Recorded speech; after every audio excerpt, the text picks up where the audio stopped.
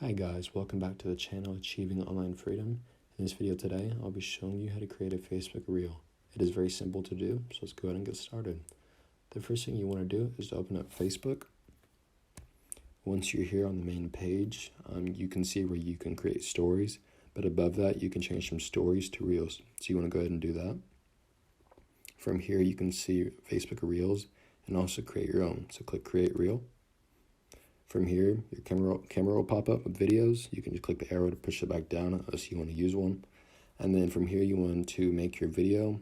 But once you make your video, or even before, you can add audio, change the length of your video, change the speed, add effects, set a timer, and also have a green screen.